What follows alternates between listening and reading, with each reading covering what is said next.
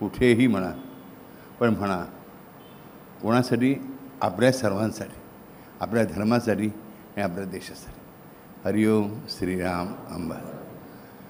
आज आपल्याला एक वेगळीच गोष्ट बघायची.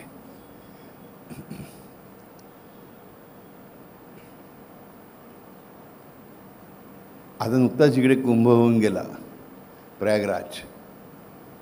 तिथून जवळच थोड्या अंतरावरती एका गावामध्ये एक कुटुंब राहत होतं. त्या कुटुंबामध्ये अनेक माणसं होती. 20-25 माणसांचं मिळून कुटुंब होतं, एकत्र कुटुंब होतं.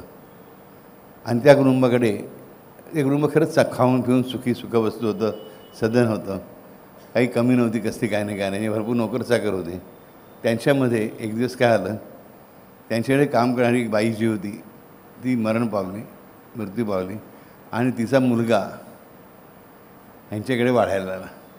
त्याला कोणाचा आसरा नव्हता. या घराने त्याला आसरा दिला, राहायला जागा दिली, खायला प्यायला दिलं, तिकडे वाढायला लागला. 11-12 वर्षाचा मुलगा होता. आता काही शाळेत जाण्याची परिस्थिती त्या काळात नव्हतीच, खूप वर्षापूर्वीची गोष्ट आहे. त्या घरच्या मुली याला काम म्हणून काय सांगितलं, तर घरात जे आजोबा होते त्या आजोबांच्याबरोबर राहत जा, आजोबांवर देवळात जायचं आणि संध्याकाळी आजोबांना परत देवळात घेऊन जायचं आणि परत यायचं. हेच त्याचं काम होतं. दिवसानं 2 वेळा फक्त काम. कुठलं? सकाळी ते सांगतील त्या त्यांच्यावर निघायचं, त्यांचा हात धरून त्यांना देवळामध्ये घेऊन जायचं, मंदिरामध्ये परत आणायचं, संध्याकाळी परत तेच करायचं. मग दिवसभर घरात काय पडले सगळे ते लहानसं सडर काम करायचं, मजा करायची, खेळायचं, खायचं प्यायचं. अशी माणसं चांगली होती, खायला प्यायला भरपूर मिळायचं. अशी जवळ एक 4-5 वर्ष निघून गेली. हा मुलगा मोठा झाला, 15-16 वर्ष झाला. अंगाने त्याला भरल्या पिंडाचा होता. घरातल्या माणसाने विचार की ह्याला चांगलं काम द्यावं काहीतरी, आता काम करायला लागेल, स्वतः कमवायला लागेल, ह्याला पगार देता येईल आपल्याला. पण हा म्हणाला नाही, म्हणे तुम्ही सांगाल ते काम करीन मी, मला काही हरकत नाही, पण मला आजोबांच्या बरोबर जायला आवडतं. आजोबाही म्हणाले नाही, हा मला तर एवढ्या वर्षाची सवय झाली आहे ना, हा माझ्यावर असं की मला जास्त बरं वाटतं. त्यामुळे मग घरच्या त्यांच्या आजोबांच्या मुलांनी विचार केला, अरे आपल्या बाबांना आवडतं आहे, आपल्या वडिलांना आवडतं आहे, हा त्यांच्याबरोबर असलेला, तर असू दे, आजपासून ड्युटी हीच आजोबांची सेवा कर. सकाळी उठल्यापासून संध्याकाळपर्यंत खेळणं कमी कर. मोठा 16 वर्ष झालास, आता जे काय आहे ते आजोबांची सेवा करत जा. मला दररोज सकाळी मंदिरात घेऊन जायचं आणि संध्याकाळी मंदिरात घेऊन जायचं आणि सुखरूप परत राहण्याची जबाबदारी तुझी. आजोबांना काही कमी पडत असेल तर आम्हाला सांगत जा. त्या दिवशी महिन्याला पगारही सुरू झाला. अशीच 4-5 वर्ष गेली. हा दररोज सकाळी मंदिरात जातो आहे, परत येतो आहे, संध्याकाळी मंदिरात जातो आहे, परत येतो आहे. आणि आणखी 5-6 वर्ष गेल्यानंतर एक दिवस ते आजोबा देवाघरी जातात. आता घरामध्ये प्रश्न पडतो की ह्याला काम काय द्यायचं. घरात कामं भरपूर असतात, ह्याला बाकीची कामं माहीतच नसतात काही देखील. आजोबांचं फक्त सगळं करायचं एवढंच. तर त्याला घरात त्यांचा जो मोठा मुलगा असतो त्या आजोबांचा, तो सांगतो की अरे तू एक काम करायचं, आपल्या घरातून दररोज सकाळी आणि संध्याकाळी मंदिरामध्ये नीट आहे का काय सांगतो, आपल्या घरामधून दररोज सकाळी आणि संध्याकाळी मंदिरामध्ये फुलं जायची, नैवेद्य जायचा, बरं, धूप जायचा, उदबत्त्या जायच्या, बरं, हे सगळं वाहून अर्पण करून मंत्रजप करून आमचे एवढे परत यायचे. पण आम्ही सगळे पेढीवर कामाला आहोत, आम्हाला जाता येणं शक्य नाही, वडिलांना जाणं शक्य होतं. तर आजपासून तू हे महत्त्वाचं काम कर की दररोज सकाळी जायचं, त्याच सगळ्या वस्तू घेऊन त्या वस्तू अर्पण करायच्या आणि परत यायचं. हा जरा बुचकळ्यात पडला. ह्या चेहऱ्यावरून त्या मालकाला कळलं की ह्याला काही समजलं दिसत नाही. त्याने विचार का रे बाबा काय झालं. तर हा म्हणाला पण हे जाऊन द्यायचं कोणाला. मुलानं विचारलं द्यायचं कोणाला. म्हणे तू आजोबांबरोबर जायचास तर आजोबा कोणाला द्यायचे. आजोबा कोणाला द्यायचे मला नाही माहिती. अरे तिकडे देव आहे ना, देवाची मूर्ती आहे ना, मला नाही माहिती. एक तिकडे मूर्ती आहे खरी, पण कुठल्या देवाची आहे मला माहीत नाही. मी त्या देवाला फक्त बघतो मी दररोज सकाळ संध्याकाळ. काय म्हणतो हे देवाला बघतो सकाळी आणि संध्याकाळी. मग तू काय करतोस? नाही, आजोबा त्यांचे मंत्र म्हणत बसायचे, मी त्यांच्या मागे बसून राहायचो, मधून देवाकडे बघायचो, मधून त्यांच्याकडे बघायचो. देवाचं काही नाव नाही विचारलंस, कशाला विचारायचं?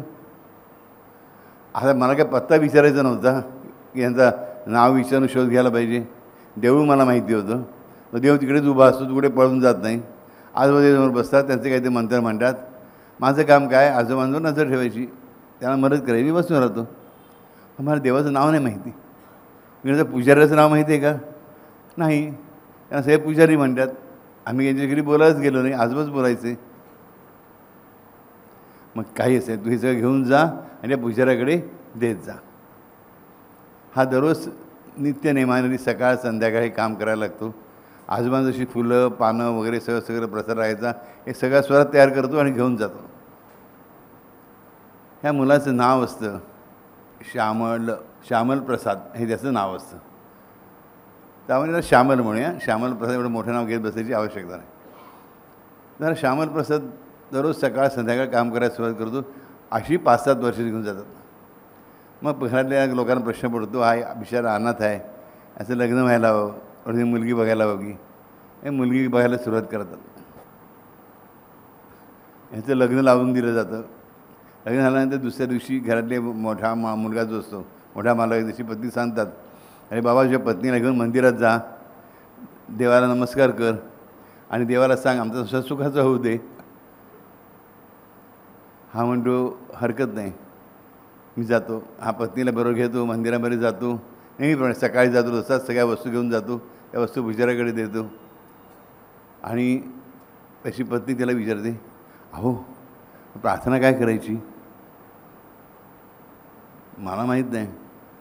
आपण देवाचं नाव काय माहीत नाही. देवाच्या हातात काय आहे माहिती नाही. अरे हा असतो साधारणपणे एक 24-25 वर्षाचा. ती मुलगी असते बिचारी 15-16 वर्षाची. ती मुलगी आश्चर्यात पडते की आपल्याला काहीच कसं माहिती आहे. म्हणजे हा दररोज सकाळ संध्याकाळ मंदिरामध्ये येतो. ती मूर्तीकडे पाहते, म्हणजे मी हा देव पहिल्यांदाच बघितला. मी ही मूर्ती असा देव याच्या आधी घरी बघितलेलाच नाही. आमच्या गावात वेगळं देऊळ आहे, माझ्या आजोबांच्या गावात वेगळं देऊळ आहे, माझ्या मामाच्या गावात वेगळं देऊळ आहे, देव वेगळे आहेत. हा तिला म्हणतो, तुला काय करायचं आहे? आपण नमस्कार करायला सांगितलं, नमस्कार करायचं आणि परत यायचं. ती येते बिचारी, ती घरी मग घरकाम करत राहते. हा तिचं येणं जाणं चालूच राहतं. आणि एक दिवस ह्याला मुलगा होतो. त्याचं नाव काय ठेवायचं? त्याची पत्नी म्हणते, आपल्या देवाचं नाव ठेवायचं. पहिल्या दिवशी मी देवाला सांगितलं तर मला मुलगा होऊ दे, त्यामुळे मला मुलगा झाला, तर बाबा देवाचं नाव आपण या बाळाला ठेवूया. आता प्रश्न पडला, ह्याला देवाचं नाव यालाच माहिती नव्हतं एवढ्या वर्षामध्ये, राईट. हा मालकाला विचारत जातो, मालक देवाचं नाव देव. साधं आहे. नाही आपण त्या मंदिरात जातो. आम्ही नाही कुठल्या मंदिरात जात. तुम्ही मंदिरात नाही राहत? नाही, आमची वडील जायचे, त्यानंतर तू जातोस. मग देवाचं नाव काय? मला माहीत नाही. तर मालकाच्या बायकाला विचारलो, मालकीणबाई देवाचं नाव काय? आम्हाला माहीत नाही. आणि घरी बाकीच्या लोकांना विचारलं, देवाचं नाव काय? माहीत नाही. शेवटी आज सकाळ होते, त्यानुसार फुलं घेऊन जायला निघतो. फुलं नैवेद्यावर घेऊन मंदिरामध्ये जातो. पुजारी भेटतो. पुजारीकडे सगळं सामान नित्याप्रमाणे देतो. फिर पुजारी बुवा, अहो देवाचं नाव काय वेळासारखं विचारतोस? देवाचं नाव माहीत काय म्हणजे काय? हां, इतकी वर्षी येतोस, सकाळ संध्याकाळ पूजा करतोस आणि जातोस, आणि म्हणजे देवाचं नाव काय? असं कसं? पुजारी हसतो आणि आत निघून जातो. ही 4-5 लोकांना विचारतो. सगळे लोक ह्याला ओळखत असतात. या नित्य नेमाने दररोज सकाळ संध्याकाळी येतो. ते त्याला वाटतं की हा चेष्टा करतो आहे, थट्टा करतो आहे, त्याला उत्तरच देत नाहीत. हा बसून राहतो. आज काही झालं ते देवाचं नाव कळल्याशिवाय इथून जायचंच नाही, उठायचंच नाही. हे मनात याचं दुसरं मग सांगायला लागतं. याचंच मन हे पण दुपारी बारसं आहे बाळाचं तुझ्या, तोपर्यंत देवाचं नाव कळलं पाहिजे ना. ते काही असू दे, बारसं आज नाही तर उद्या नाही तर परवा होईल, पण देवाचं नाव मला आज कळलंच पाहिजे. बसून राहतो.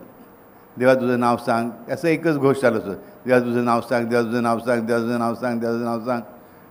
काही कळत नाही ह्याला. बाकी आजूबाजूला काय चाललं काही कळत नाही. हा आपलं सारखं देवा तुझं नाव सांग, देवा तुझं नाव सांग, देवा तुझं नाव सांग. आज जप करत राहतो आणि त्या मूर्तीकडे बघत राहतो. आणि मला तिचे विचार सुरू होतात, अरे ही मूर्ती किती वर्ष झाले पाहतो, आहे तशीच आहे, त्याच्यात काहीही बदल नाही. कपडे थोडेसे बदलतात देवाचे एवढंच, बाकी काही बदल नाही. हा देव कधी हसत नाही काय? नाही कसा असणार, इथं मूर्ती आहे. मूर्ती मला लोक देव का म्हणतात, मूर्ती का नाही म्हणत? आणि मग देवाचं नाव लिहिलं का नाही वरती? त्याचं नाव लिहिलं किती छान झालं असतं. हा परत परत विचार करतो देवाविषयी, स्वतःविषयीचे, आणि त्याला आजोबांची आठवण यायला लागते. कारण की आपण आजोबांच्या मागेच बसायचो. आजोबा काय म्हणायचे बरं, पुटपुटायचे, आठवायला बघतो, डोळं खाजवायला बघतो, डोळं खाजवतो म्हणजे आजोबा काय म्हणायचे, त्याला आजोबांचे अर्धे थोडे या दोन शब्द आठवायला लागतात. नाही पण हे काय गाणं आहे देवाचं, आणि देवाचं नाव येत नाही कुठे.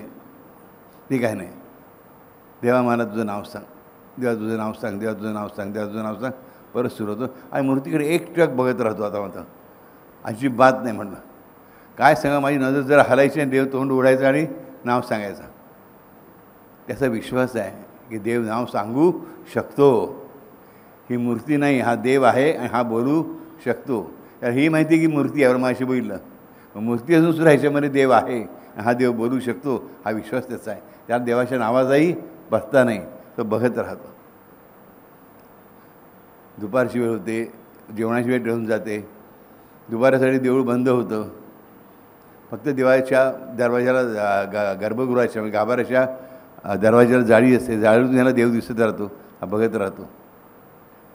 संध्याकाळ होते, दरवाजा परत उघडला जातो, हा परत देवाला बघत राहतो. रात्र पडायला लागते, सायन आरती होते, प्रसाद दाखवला तो, शयन आरती होते, मंदिर बंद होतं, परत जाळीतून ह्याला देव दिसत राहतो. आतमध्ये समई असेल, त्या समईच्या प्रकाशाला हा देवाकडे बघत राहतो श्यामल. हळू काय होतं, त्याला जाणवायला लागतं की आपल्याला कोणती हाक मारते, आपल्याला कोणती हाक मारते, अरे श्यामल, ए श्यामल, ए श्यामल. हा इकडे बघायला कुठून आवाज बघतो, इकडून येतो आहे म्हणून तिकडे बघावं तर वाटतं मागून येतो आहे, मागून बघावं तर वाटतं ह्या बाजूने येतो आहे, ह्या बाजूला बघितलं तर वाटावं ह्या बाजूने येतो आहे. चारही बाजूने त्याच्या नावाचा आवाज यायला लागतो, श्यामल श्यामल श्यामल श्यामल श्यामल. श्यामाला वाटतं हा काय प्रकार आहे. ऐकलं आहे आपण गावामध्ये भूतं असतात म्हणून, हे मेलेल्या माणसाची भूतं फिरतात, ही भूतं मला हाक मारतात की काय? बापरे नको, ए देवा ही भूतं हाक मारतात, मला नक्की सांगतो तुला मी. तर देवाच्याकडून आवाज येतो, तू भूताला कधी पाहिलेस का? नाही. भूतावर एवढा विश्वास कसा? सगळ्यांनी सांगितलं ना की अशी भूतं असतात आणि असा त्रास देतात, मग तुला देवाबद्दल नाही का सांगितलं? ती देवाची मूर्ती बोलते, देवाबद्दल नाही का सांगितलं ना, मग त्यावर विश्वास काय नाही? हे छान प्रश्न देवाने विचार, लक्षात ठेवा की भूताबद्दल तुला लोकांनी गोष्टी सांगितल्या, त्याच्यावर तुझा विश्वास पटकन बसला. देवाबद्दल सांगतायत, त्याच्यावर तुझा विश्वास बसत नाही आहे. पण देवा बाकी काय सोडून दे रे, मनात तुझं नाव पाहिजे, ते मला कोणी सांगत नाही. बाकीच्या गोष्टींचा उपयोग काय तुझं नाव माहीत नसते तर? देव म्हणतो नाव माहीत नसेल नाही, तुझं काही बिघडलं का आत्तापर्यंत? देव बोलतो त्याशी लक्षात ठेवा. देवाचं नाव माहीत, देवच म्हणते देवाचं नाव माहीत असेल नाही, तुझं काही बिघडलं का आत्तापर्यंत? तर तुझा चांगला सांभाळ झाला, तू अनाथ असताना सुद्धा लग्न झालं, तुला एक बाळही झालं, मग का एवढा हट्ट धरून बसला आहेस? म्हणून नाही, सगळेजण म्हणतात की देवाच्या नावामध्ये खूप मोठं पुण्य असतं, देवाच्या नावामध्ये खूप मोठं बळ असतं. तर देवा तुझ्या पहिल्या भूतार नाही सगळं देऊन आता कुठे तुझं नाव हाक मारली जाते? अरे हो रे, पण हाक मारणारा आवाज बंद झाला. मग सांग ना, तुला भास होत होता? नाही देवा, मला भास होत होता, कोणती हाक मारत होतो, नक्की हाक मारत होतो, आणि ती भूतच होती. तू या भूतांना बघितलेस? नाही. भूतं कशी असतात कधी बघितले नाही, भूतांचं चित्र बघितलेच नाही. मग तुझा खात्री कशी की ती भूतच आहेत म्हणून? नाही, मला लोकांनी सांगितले रात्रीच्या वेळेस असा आवाज झाला आणि व्यक्ती दिसेल सांग ते भूतच आहे. मग आता मी बोलतो आहे, मी तुला दिसत नाही आहे, मी पण भूत आहे का? नाही देवा, तुझी मूर्ती दिसते, मला भूताची मूर्ती पण दिसत नाही आहे. मग मी आणि माझी मूर्ती याच्यात काही फरक नाही का? देव बोलतो आहे, लक्षात ठेवा, आपल्या साध्या अशा एका लहानशा भक्तासाठी की मी आणि माझ्या मूर्तीमध्ये काही फरक नाही का? छे, मला आजोबांकडे सांगितलं होतं, आपण सामान्य माणसं आहोत, आपल्याला खरा देव दिसणं शक्य नाही, आपल्या खऱ्या देवाची खरी मूर्ती रचू शकते. आणि खऱ्या देवाची खरी मूर्ती, खऱ्या देवाची खरी मूर्ती ही आपल्यासाठी खरा देवच असतो. मग खऱ्या देवाचं मी समजून होतो, मग खऱ्या देवाची खरी मूर्ती म्हणजे काय मला माहीत नाही. मग तू माझ्या मूर्तीला खरी मूर्ती का म्हणतो आहेस? तो म्हणतो आजोबांनी सांगितलं म्हणून. आजोबांचं म्हणणं तुला का मान्य आहे? आजोबा तुमचं नाव घ्यायचं दररोज म्हणून. काय पाय लक्ष ठेवा बा, काय म्हणतो आहे? आजोबा तुमचं नेमाने नाव घ्यायचे म्हणून. मग तू नाव कधी ऐकलं नाहीस का? नाही हो, कधीच ऐकलं नाही देवा. ते नाव घेत राहायचे, पण मी कधी ऐकायचोच नाही. मी इकडे बघत असायचो. आपली सगळ्यांची हीच परिस्थिती असते. आपण जेव्हा देवाचं नाव घ्यायला पाहिजे, देवाचं नाव ऐकायला पाहिजे, संकीर्तन ऐकायला पाहिजे, जेव्हा सगळ्यात जास्त गरज असते तेव्हा आपण इकडे बघत राहतो. देव मात्र आपल्याकडेच बघत असतो. लक्षात घ्या, आपण इकडे बघितलं की देव इकडे बघत नाही, देव आपल्याकडेच बघत असतो. हे कधी विसरू करायचं. हा आश्चर्यात पडतो. एकदा जरी मी नाव ऐकलं असं छान झालं असतं. देवा प्लीज सांग ना, तुझं नाव सांग ना मला. देव म्हणतो अरे बाबा, माझा देव वेगळा आहे, मी त्याचं नाव घेतो. मी तुझा देव आहे, तू माझं नाव घेशील.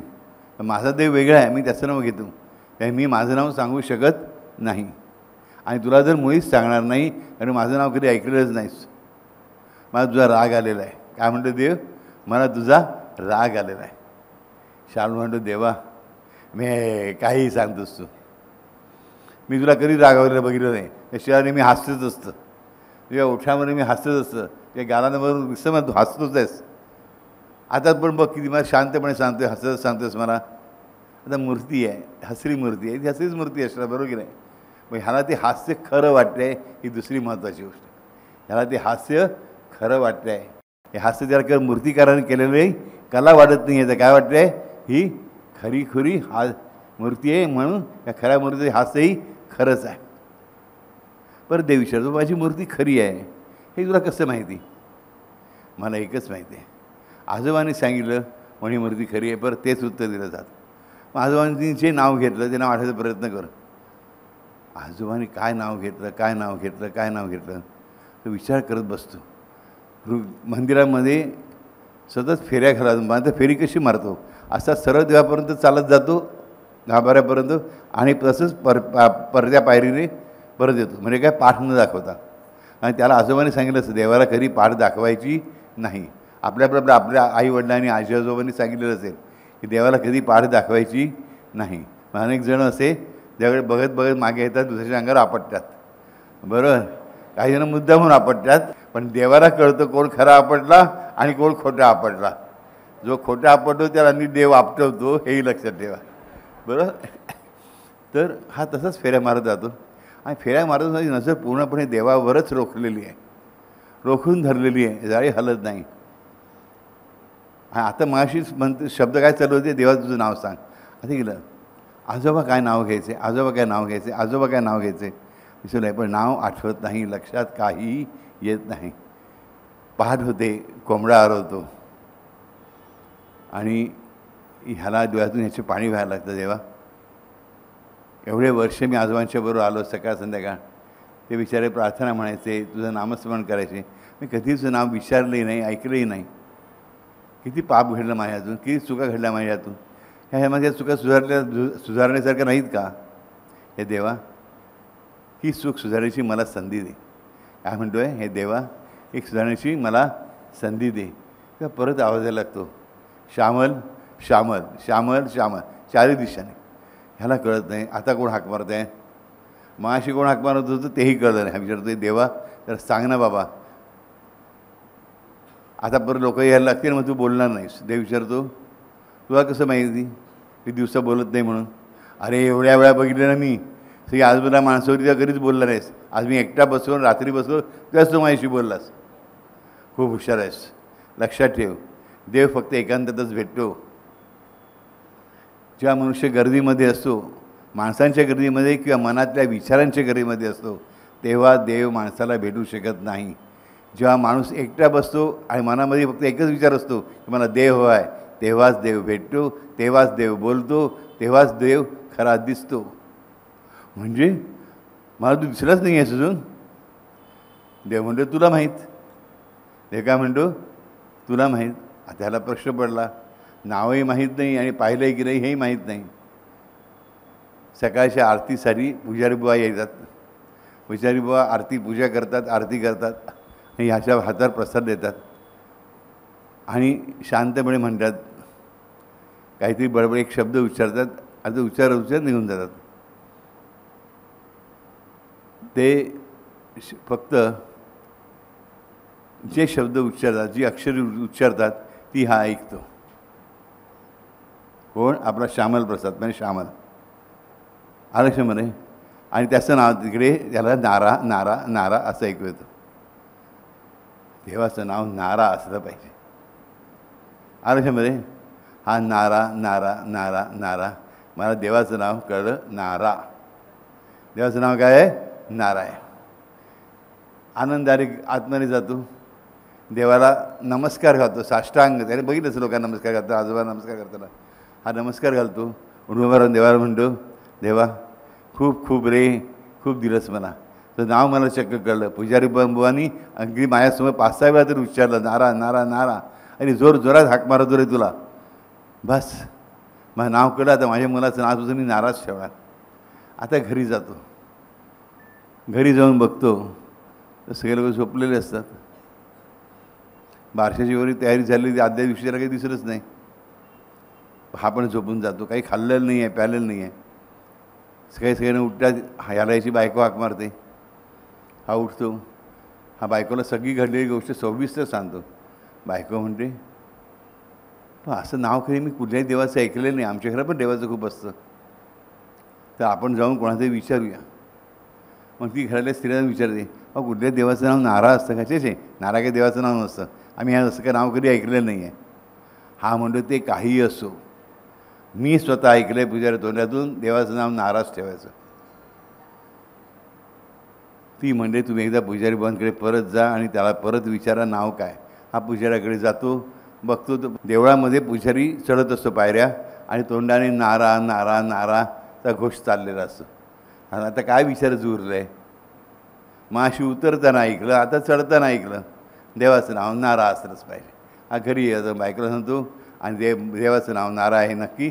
पुजारी बुवांनीच मला सांगितलं, मुलाचं नाव नारा ठेवतो. गावाकडे जे आलेले असतात, स्त्रिया आलेल्या असतात, तर आणा. आश्चर्य वाटलं, मग ठीक आहे, असेल त्याची मर्जी, ते नाव त्याने ठेवलं. हा सगळं झाल्यानंतर बाळाला घेऊन मंदिरात जातो दुसऱ्या दिवशी, तो त्याची पत्नी आणि बाळ.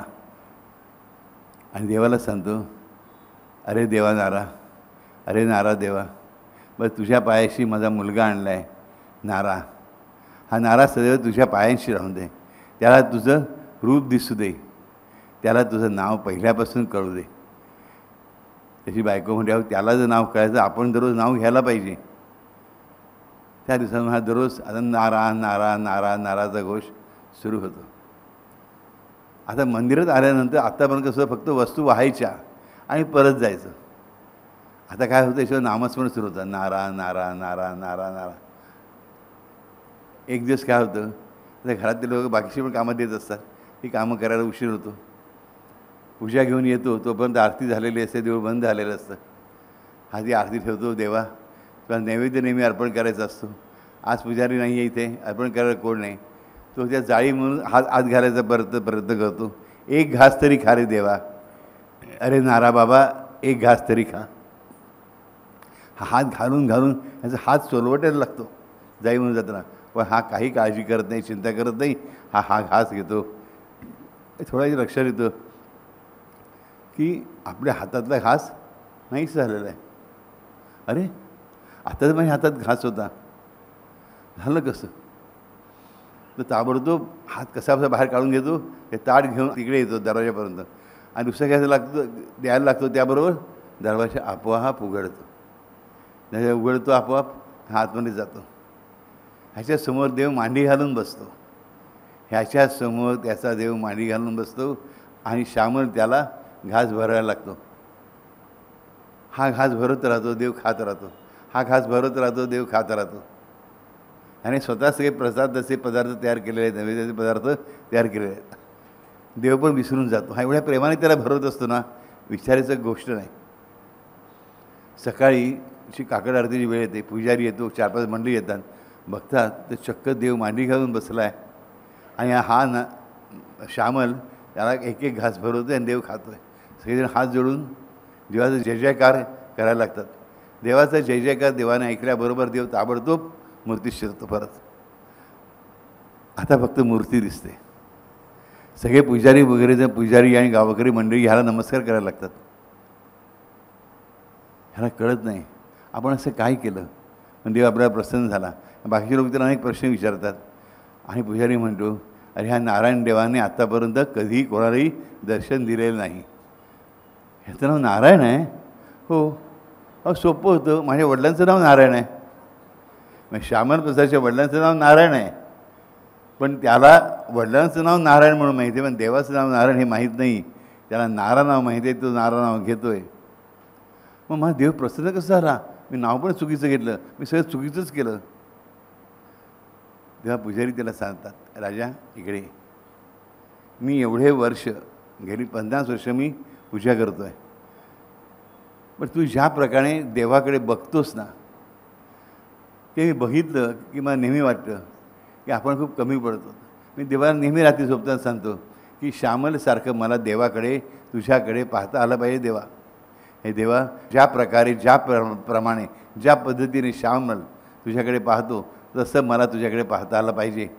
आणि तू काय म्हणतोस तुझ्याकडे भक्ती नाही म्हणून? तू सुंदरपणे देवाला पाहतोस. देवाचं दर्शन घ्यावं तर तुझ्यासारखं. तुला हे जे सगळं प्राप्त झालं आहे ना, ते फक्त दर्शनामुळे प्राप्त झालं आहे. अहो पण मला मंत्र येत नव्हता, मला नामही येत नव्हतं. पुजारी सांगतात, जे काही मी वाचलं आहे त्या माझ्या वाचिक ज्ञानावर मी तुला एवढंच सांगतो, दर्शन महती ह्या नावं. साई क्षेत्रामध्ये गोळ येते, दर्शन महती या नावं 30व्या अध्यायामध्ये, की दर्शन घेतलं की बस सगळं पावलं. पण कधी त्यासाठी प्रेमाने, श्रद्धेने, पूर्ण विश्वासाने पाहावं लागतं. देवाची द्वारी उभा क्षण बरी, तेने मुक्तीचारी साधी येईल. बघा एवढे वर्ष काय करतोय, आजोबांवर जायला तेव्हापासून, लहानपणापासून देवाकडे बघतोय फक्त. पण बघता बघता प्रेम बसतं, प्रेम वाढत जातं, बघायला शिकतो, आपोआप शिकतो, देवच शिकवतो, देवच करून घेतो. देव अर्ध नावही देतो. नारा हे नाव पुजाऱ्याच्या मुलाचं असतं, तो सामान घेऊन आलेला असतो. आरक्षामध्ये त्या पुजाऱ्याच्या मुलाचं नाव नारायणला तो नारा म्हणत असतो, पण हा नारा म्हणतो. ह्याच्यासाठी नारायण काय, त्याच्या वडिलाचं नाव असो, देवाचं नाव असो, की नारा हे नाव असतं. देवाचं नाव देवाचं नाव आहे. जसं वाल्मिकीने रामाशिवायची मरा मरा मरा मरा म्हटलं, राम रामशिवायची, आणि तरी त्याची जी प्रगती व्हायची ती झालीच. इथे आपण बघायला पाहिजे की पुजाऱ्याने जे मागितलं ते आपल्याला मागता आलं पाहिजे. हे देवा, तो श्यामल प्रसाद ज्याप्रमाणे देवाच्या मूर्तीकडे पाहत होता, देवाकडे पाहत होता, ती दृष्टी मला दे, ती नजर मला दे, ती बुद्धी मला दे, ते प्रेम मला दे, ती भक्ती मला दे. मला दुसरं काही नको. खरंच सांगतो राजानो, दर्शन ही गोष्ट आम्ही फक्त खूपच लाईटली घेतो. आम्हाला काय मंत्र मोठा मिळाला ना, दत्त मला मंत्र वगैरे मिळालं की आम्हाला आहा काय ग्रेट केलं मी. मूर्खपणा करू नका. दर्शन महिमा विसरू नका. सगळ्यांमध्ये महत्त्वाचं दर्शन आहे. नामही तेवढंच महत्त्वाचं आहे, जेवढं महत्त्वाचं आहे तेवढंच रूपही महत्त्वाचं आहे. गोड तुझे रूप, गोड तुझे नाम. आधी रूप आहे आणि मग नाम आहे, लक्षात ठेवा. कारण माणसाला, आम्ही साधी आपण सामान्य माणसं आहोत, आपल्या रूपाशिवाय कुठली गोष्ट ओळखता येत नाही. आणि ह्या जीवालासुद्धा हाताने तो रूप आकार चाचून बघतो, ते रूप चाचून बघतो, तेव्हाच कळतं ना. त्या नामाच्या आधी रूप येतं की रूपाच्या आधी नाम, हा प्रश्न न संपणार आहे. आपल्यासाठी दोन्ही प्रथम आहे. पण रूप कधी कळेल, जेव्हा आपण नीट दर्शन घेऊ तेव्हा. आणि नीट दर्शन घेणं म्हणजे काय, कॅमेराने आपण चित्र काढतो. हल्ली तर काय लोक हजार फोटो काढतात. हातामध्ये मोबाईल असो, वाढदिवस असो, काही असो, फोटो काढत जातो. 10,000 फोटो जमा होतात, त्यातलं एकदाही परत बघितलेलं नसतो. तसं नाही. देवासमोरून जाताना गर्दी कितीही असेल, पण डोळे भरून त्याला पाहता आलं पाहिजे. डोळे भरून त्याला पाहता आलं पाहिजे. आणि त्याला पाहता पाहता डोळे भरून आले पाहिजेत. डोळे भरून त्याला पाहता आलं पाहिजे आणि त्याला पाहता पाहता डोळे भरून आले पाहिजेत. श्यामलदासची कथा आपल्याला हेच सांगत आहे. एक सामान्य मुलगा, खेडवळ मुलगा, अशिक्षित मुलगा, फक्त त्या म्हाताऱ्या आजोबांबरोबर जायचं आणि परत यायचं, एवढंच काम तो करायचा. तरी हात जोडले असतील की नाही ह्याबद्दल पण शंका आहे. पण त्याने देवाकडे पाहिलं. देवाचं नाव माहीत नव्हतं, मंत्र माहीत नव्हता, स्तोत्र माहीत नव्हतं, पण देव माहिती होता, देवाचं रूप माहिती होतं. ते रूप आणि त्या रूपाला पाहणं म्हणजे त्याचं दर्शन, हीच त्याची भक्ती ठरली, खरीखरी भक्ती ठरली, भक्तीची सर्वोच्च पायरी ठरली. देव त्याच्याशी बोलला, देव त्याच्या समोर मांडी घालून बसला, ते त्याच्या हातून जेवला. हा श्यामलदास पुढे असंख्य कवनांचा करता झाला. आजही उत्तर प्रदेशमध्ये, उत्तर भागामध्ये भारताच्या श्यामलदासने केले अनेक रचना म्हटल्या जातात, गायल्या जातात. ह्या संपूर्ण आयुष्य फक्त नारायण ह्या नावाशीच बांधलं गेलं.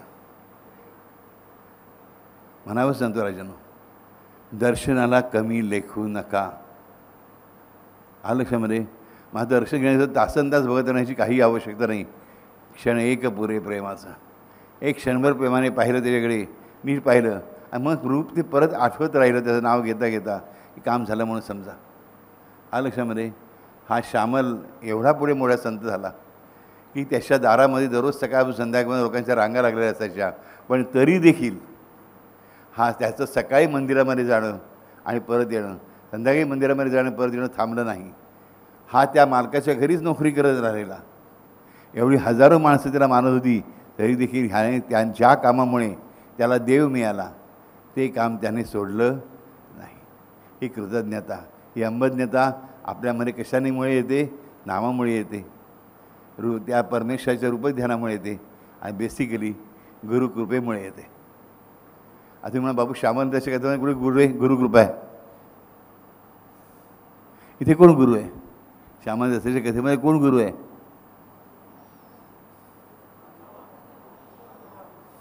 आजपर्यंत त्याला कधीच काही सांगितलेलं नाही. पण उत्तर बरोबर आहे. गुरु तुमच्याशी शब्दाने जेवढं बोलतो त्याच्या अनेक पट तुमच्याशी मौनातून बोलतो. लक्षात ठेवा, खऱ्या गुरुला तुमच्याशी बोलण्यासाठी शब्दांची आवश्यकता फारशी भासत नाही. जेवढ्या प्रमाणात तुम्ही ठोंबे आहात तेवढ्या प्रमाणातच लागते. नाहीतर एरवी तर न बोलता सहज जे काय करायचं ते करत असतो, तुमच्या मनात जे घालायचं ते घालत असतो आणि तुमच्या मनात जे काढून टाकायचं ते काढून टाकत असतो.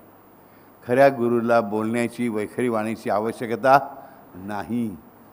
आ लक्षामध्ये तो जो पुजारी आहे, तो पुजारी काही तर असा मोठ्या मोठ्या पदाला पोचलेला मनुष्य नाही आहे. परंतु सद्गुरू तत्वाला, त्या दत्तगुरूला जेव्हा काम करायचं असतं, त्या भगवान त्रिविक्रमानं जेव्हा काम करायचं असतं, तेव्हा तो कोणाचाही आश्रय घेऊन, कोणाचाही आश्रय करून, कोणाही निमित्त करून तुम्हाला तुमच्याकडे जो निरोप पाठवायचा आहे निरोप बरोबर पाठवून देतो. आ लक्षामध्ये काय? इथे गुरुने एक शब्द सांगितलेला नाही आहे, कारण तो गुरु नाही आहे. तो कोण आहे? गुरुचा दूत आहे. गुरुने सिलेक्ट केलेला दूत आहे. तुमच्या प्रत्येकाला एकच दूत नसतो, लक्ष ठेवा. हजारो असंख्य दूत असतात, असंख्य दूर असतात. ह्याच्याबरोबर एक दुसरी लहानशी गोष्ट मला इकडे आठवते, तुम्हाला सांगतो की एक मनुष्य चाललेला असतो आणि समोर एक रेडा धावत येतो जोरामध्ये. कोण काही गोष्टीमध्ये रेडा आहे, काही गोष्टीमध्ये हत्ती आहे, जो कोण असेल तो. तर हा काय म्हणतो, ह्याने सकाळीच ऐकलेलं असतं की प्रत्येक प्राणीमात्रामध्ये देव भरलेला आहे. हा म्हणतो हा रेडा धावत येतो, काय लोक बेड्या सगळे पळतात त्याला घाबरून. बाजूबाजूचे लोक ओरडत असतात, अरे पळ पळ पळ वेड्या पळ पळ, तो रेडा तुला उडवेल, मारेल, मरशील. काय मूर्ख माणसं आहेत. सगळ्या प्राणीमात्रामध्ये देव भरलेला आहे. हा चालच पुढे जातो, तो रेड्याला शिंगार घेतो आणि जोरदार वर उडून देतो. त्या देव त्याला वाचवतो, हातात घेऊन अगदपणे खाली आणतो. हा देवाला विचारतो, तू सगळीकडे भरलेला आहेस, मग मला असं उडवलं का त्या रेड्याने? रेड्याचा तू जागृत नाही का झालास? अरे तोच मी रेड्यामधला, तुला वाचवायला आलो आहे.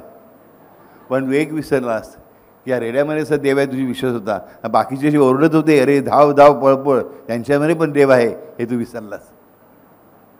म्हणून तुला मारायला आला होतास, पण तुझा विश्वास दृढ असल्यामुळे मी तुला वाचवलं. रेड्यामधलाच मी आज तुला वाचवतो, हे लक्षात ठेव. तुझा विश्वास खरा होता. समजलं?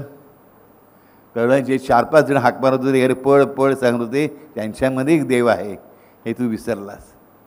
अशा अर्धवट कल्पना आम्ही जगत असतो. पण आमचा सद्गुरू आम्हाला कुठल्या ना कुठल्या रूपाने योग्य ठिकाणी नेऊन ठेवतोच.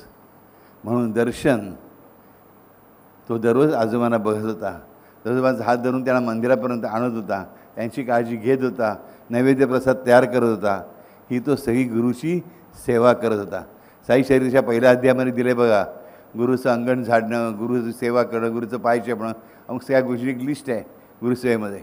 त्यातले आम्ही किती केले आहेत हा प्रश्न विचारायला पाहिजे. आम्हाला काम करणं सुद्धा मान अपमान खूप असतात. ह्याला काम चांगलं दिलं, मला काम वाईट दिलं, हिला काम फुलांची माळ करायचं दिलं, मला झाडू मारायचं काम दिलं, मी काय झाडूवाली आहे का? येस, पण लाच कसली वाली पाहिजे देवाच्या दारात झाडायची. अरे देवाच्या दारात झाडायची चान्स मिळालासुद्धा ही खूप मोठी गोष्ट आहे. हे मी मोठा, मी मोठी, ती छोटी आणि तो लहान हा भाव असला तर मूर्खपण आहे. मिळेल ते काम, पडेल ते काम करायची आपली तयारी पाहिजे, तर तुमची भक्ती खरी राजानो. श्यामदास सुजान कधी विसरू नका. काही माहिती आहे ना, मंत्र ना जप ना यंत्र ना तंत्र ना काही कथा, काही माहिती नाही. फक्त देवाची मूर्ती बघितली आहे, ती पाहतोय, ती आठवते. देवाचं नावही धड माहीत नाही. त्याचा देव त्याचा मिळाला, त्याला त्याचा देव मिळाला आणि कायमचा मिळाला. आणि मिळाल्यानंतर तो संत म्हणून प्रख्यात झाला, तरी देखील तो उचला नाही, मातला नाही, घेतला बसा टाकला नाही. मंदिरात रोज जात राहिला आणि नामस्मरण नारायण नारायणी कायम करीत राहिला. आपलंही आयुष्य असंच जायला पाहिजे. कधीतरी आपला देव आपल्याला पाहिजे तसा, पाहिजे त्या वेळेला भेटलाच पाहिजे, दिसलाच पाहिजे, त्याचा शब्द कानी आलाच पाहिजे. आलं क्षमध्ये सगळ्यात भीती जशी वाटते तो म्हणजे ह्या पृथ्वीवरून जाण्याचा क्षण. त्या क्षणालासुद्धा आपल्याला खात्री असली पाहिजे की माझ्या कानावर त्याचेच शब्द येतील, अरे चल मी आलो आहे, अरे चल मी आलो आहे, मी तुला घेऊन जातो. आणि आपण मस्तपैकी हातात हात घालून अगदी सुंदर सुंदर गाणी गात त्याच्या भर्ग लोकात जाऊ, त्याच्याचबरोबर राहण्यासाठी. आपल्याला घाबरण्याचं कारण नाही. पण स्वर्गाचं दर्शन, भर्गलोकाचं दर्शन घेण्याच्या आधी त्याचं दर्शन घ्यायला मात्र विसरू नका आणि चुकू नका. हरिओम श्रीराम अंबाज्ञ.